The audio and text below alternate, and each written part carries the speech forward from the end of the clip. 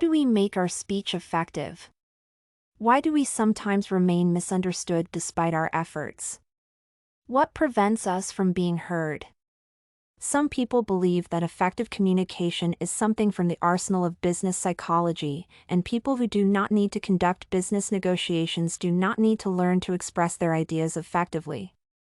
Others consider effective speech something inherent to great speakers such as Martin Luther King or Mahatma Gandhi. While most people are not born true orators, they can learn to master the ability to speak effectively. Here are some tips to consider while delivering your speech. Knowing your audience. It is critical to grab your audience's attention. Do you remember how in the Wall Street movie, a young stockbroker played by Charlie Sheen received only 5 minutes to convince the shark of the exchange market to take him on as a member of his team? The success of a speech depends largely on how much you can interest the audience in hearing what you have to say. You need a strategy for increasing the importance of the speech to the audience, conveying its paramount idea, and turning a listener into a follower of your views. We all consider ourselves unique and want to be interesting to others. Being sincerely interested in your audience and knowing their expectations comprise the key to effective speech delivery. Verbals and vocals. Voice and speech patterns, speed and volume are important for a speaker because, according to numerous scholarly studies, up to 60% of all information is transmitted to the audience through these aspects of speech. Any report should be expressive and include some emotional aspects such as quietness, solemnity, reproachfulness, beseeching, etc. By varying the tonality, speed, and volume of the performance, you can align your speech to the general theme and the overall aim.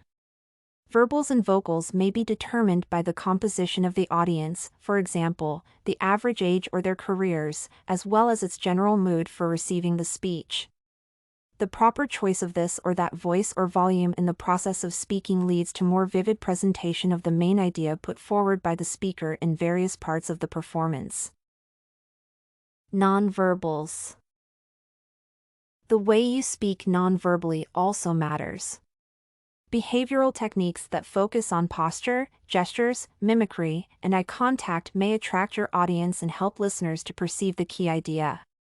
For example, psychological research has found that smiling speakers seem to be considered more attractive as people tend to ascribe to them the best human qualities. Smiling shows the audience that communication with the speaker is pleasurable. Stand straight. During the performance, straighten your back and take your shoulders back as well.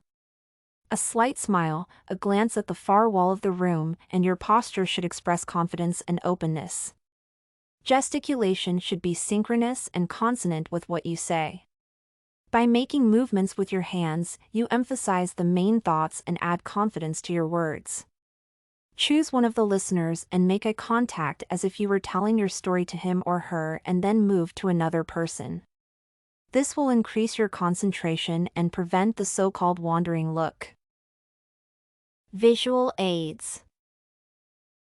Illustrations, tables, charts, and infographics are powerful instruments to supplement your words. Visual aids are useful to help the audience remember information and increase their interest in the topic of the presentation. Simplicity and the size of the visual aids comprise two issues to be kept in mind while preparing and displaying them. Another benefit of using visual aids is that one can use them as speaker notes to be sure that every topic was discussed. They may also help speakers to cope with nervousness before delivering the speech, as a speaker would know that he or she can always refer to the prepared materials. The visual aids should help you to organize the speech in the most effective manner possible.